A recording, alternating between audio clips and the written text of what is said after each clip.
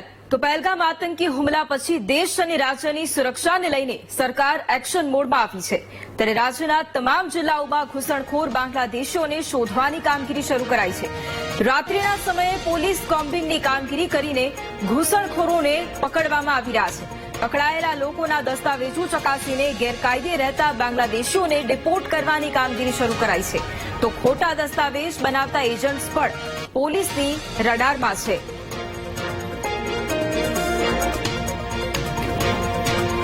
તો આ અલગ અલગ દ્રશ્યો અમદાવાદ, વડોદરા, ભાવનગર, સુરત અને વલસાડના છે કે જ્યાં જે તમામ ઘૂસણખોરો છે તેમની સામે સરકાર એક્શન મોડમાં છે અને મોટી કાર્યવાહી કરવામાં આવી રહી છે। જે ઘૂસણખોરો છે તેમને શોધવાની કામગીરી કરવામાં આવી રહી છે। રાજ્યના અલગ અલગ જિલ્લાઓમાં આ કામગીરી કરવામાં આવી રહી છે। રાત્રિના સમયગાળામાં પણ પોલીસ દ્વારા કોમ્બિંગ હાથ ધરવામાં આવે છે।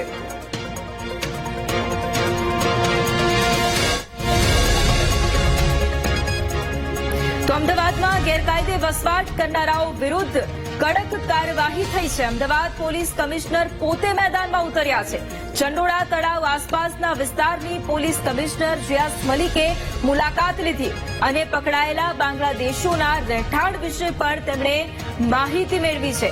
143 બાંગ્લાદેશીઓને ડિપોર્ટ કરવાની કાર્યવાહી અત્યારે તેજ થઈ ગઈ છે। ક્રાઇમ બ્રાન્ચે ડિપોર્ટ માટેની કાર્યવાહી પણ શરૂ કરી છે। 100 બાંગ્લાદેશીઓને ડિપોર્ટ કરવા માટે પ્રસ્તાવ પણ મોકલાયો છે।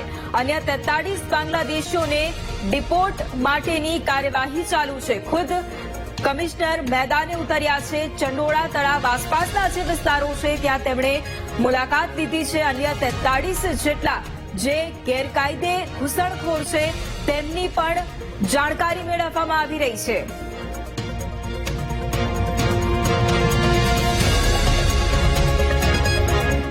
આપણે જે જુદા જુદા જગ્યાઓ કોમ્બિંગ ઓપરેશન કર્યા હતા અને ખાસ કરીને જે ઈસનપુરના ચંડોલા તળાવવાળા જે વિસ્તારમાં પોલીસ દ્વારા કોમ્બિંગ ઓપરેશન હાથ ધરાયું હતું એમાંથી આપણે અત્યાર સુધી કુલ 143 એટલે 143 ઇલીગલ ઇમિગ્રન્ટ્સ આપણે જાણવામાં મળ્યું છે અને એમની આગળની તજવીજ ચાલુ છે અને જે બાકીના શકમંદ છે એમના અમે ડોક્યુમેન્ટ્સ ચકાસી રહ્યા છે। પોલીસ દ્વારા જુદા જુદા જાણવા જોગ દાખલ કરવામાં આવેલ છે જેમાં પ્રાથમિક દૃષ્ટિએ અમુક લોકો પાસે ખોટા ડોક્યુમેન્ટ હોવાનું પ્રસ્થાપિત થાય છે તેના ઉપર આગળ પોલીસ કાયદેસર કાર્યવાહી કરશે। એમાં પાસપોર્ટની વેરિફિકેશન દરમિયાન એવું આપણે ધ્યાન આવ્યું છે કે ઘણા બધા શંકાસ્પદ પાસપોર્ટ છે જે ઇસ્યુ થયા છે અને એ લોકો હાલમાં ક્યાં છે એ મળતા નથી અને જે એમના કાગળો પાસપોર્ટ વેરિફિકેશન દરમિયાન રજૂ કરવામાં આવેલો હતો એ શંકાસ્પદ જણાઈ આવેલ છે। એમને ઉપર અમારી તજવીજ હાથમાં ચાલુ છે। અગાઉ પણ અહીંયા આ એરિયામાં કાર્યવાહી થઈ હતી 2009-10 માં પણ કાર્યવાહી થઈ હતી ફરી અનક્રોચ થઈ ગયા છે તો એના વિરુદ્ધ આપણે કાર્યવાહી તો કરવામાં આવશે। હાલમાં તો આપણે જોઈએ કે અહીંયા હાલમાં શું પ્રવૃત્તિ અને એ મોટા ભાગે અહીંયા જે તમે જુઓ તો બાંગ્લાદેશીઓ આવીને બહુ આ જાણીતા છે એરિયા કે અહીંયા ગેરકાયદેસર આવતા બાંગ્લાદેશીઓ અહીંયા રહે છે જાણીતા છે અને અહીંયા બાંગ્લાદેશીઓ ખાસા પકડાયા પણ છે। છેલ્લા તમે મેં 20 વર્ષની હિસ્ટ્રી જોતા હતા તો અહીંયા ખાસા પકડાતા હોય છે। તો આ તરફ અમદાવાદમાં ગેરકાયદે રહેતા લોકો સામે કાર્યવાહી થઈ રહી છે ત્યારે ગેરકાયદે રહેતા બાંગ્લાદેશીઓ વિરુદ્ધ મોટી કાર્યવાહી છે। ગેરકાયદે રહેતા લોકોના ઘરોના વીજ જોડાણ પણ કપાયા છે। પોલીસ અને ટોરન્ટની ટીમ મિલ્લતનગર પહોંચી હતી અને મોટી કાર્યવાહી હાથ ધરવામાં આવી છે। પોલીસને સાથે રાખી ટોરન્ટની ટીમની આ મોટી કાર્યવાહી છે જે ગેરકાયદે બાંગ્લાદેશીઓ વસવાટ કરી રહ્યા હતા તે વિસ્તારમાં પણ વીજ જોડાણ કાપી નાખવામાં આવ્યા છે। ખુદ કમિશનર પણ હવે મેદાને આવ્યા અને ત્યારબાદ જે ગેરકાયદે રહેતા બાંગ્લાદેશીઓ છે તેમના વિરુદ્ધ કાર્યવાહી હાથ ધરવામાં આવી। હવે ગેરકાયદે રહેતા લોકોના ઘરોના વીજ જોડાણ પણ કાપી નાખવામાં આવ્યા છે।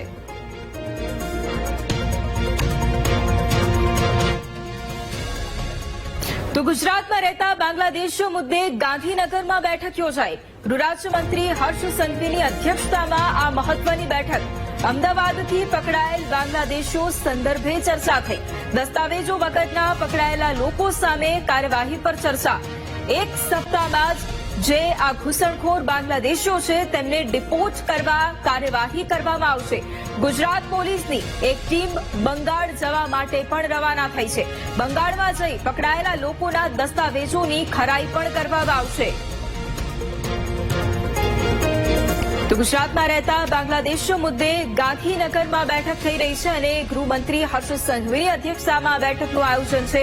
એટલું જ નહીં, અમદાવાદથી પકડાયેલા જે બાંગ્લાદેશીઓ છે તેમના સંદર્ભે આ બેઠક અને ચર્ચા કરવામાં આવી રહી છે. જે પણ લોકો છે, ઘૂસણખોર છે, દસ્તાવેજો વગરના પકડાયેલા લોકો છે, તેમની સામે કાર્યવાહી પર ચર્ચા કરવામાં આવશે અને એક જ સપ્તાહમાં બાંગ્લાદેશીઓને ડિપોર્ટ કરવા માટે કાર્યવાહી પણ કરાશે.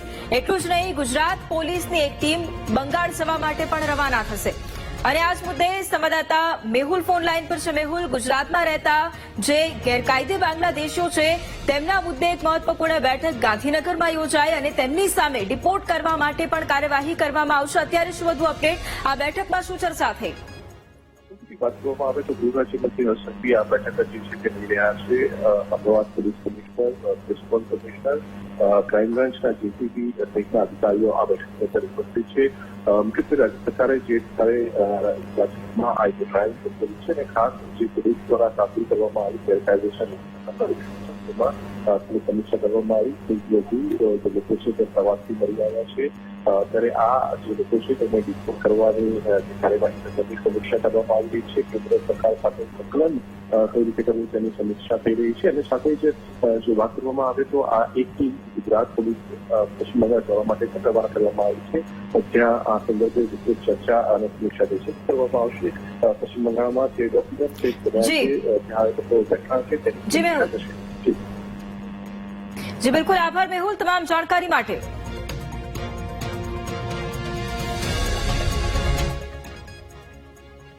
તો આ તરફ બનાસકાંઠામાંથી પણ વધુ 2 બાંગ્લાદેશી મહિલાઓ પકડાઈ છે.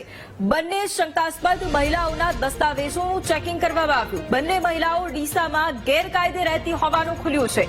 પોલીસે બંને મહિલાઓને ડિપોર્ટ કરવાની કામગીરી પણ શરૂ કરી છે. તો રાજ્યમાં અલગ અલગ જિલ્લાઓમાં જેટલા પણ ગેરકાયદે બાંગ્લાદેશીઓ છે તેમને શોધવા માટેની તજવીજ હાથ ધરાઈ છે. ત્યારે બનાસકાંઠામાંથી વધુ 2 બાંગ્લાદેશી મહિલાઓ પકડાઈ છે.